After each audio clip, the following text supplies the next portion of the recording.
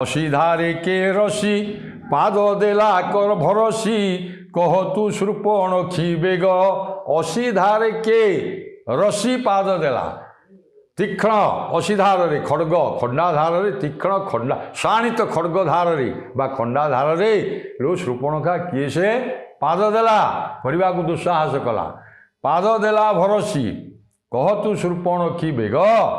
କେମନ୍ତେ ନାଶା ଶ୍ରୁତି ବିଭିନ୍ନ ହେଲା କ୍ଷତି। ତୋ ନାଶା କର୍ଣ୍ଣ କେମିତି କ୍ଷତି ହେଲା? କିଏ ସେ କ୍ଷତ କଲା? ଏ ତୋ ନାଶା କର୍ଣ୍ଣ ଛେଦନ କିଏ ସେ କଲା? ମୋତେ ଅତି ଶୀଘ୍ର କହ। କିଏ ବା ପ୍ରକାଶିଲା ରୋଗ? ନା ନାଇଁ, ରାବଣ ପୁଣି ବିଶ୍ୱାସ କରୁନି। ତା ମନରେ ଟିକେ ସନ୍ଦେହ ଅଛି।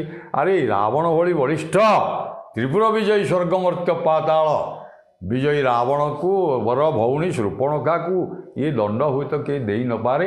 ୟାର କୌଣସି ଦୁରାରୋଗ୍ୟ ଗୋଟେ ଅତି ଭୟଙ୍କର ରୋଗ ବୋଧେ ହେଇଛି, ଯାହାଫଳରେ ୟାର ନାକ କାନ ଛିଡ଼ି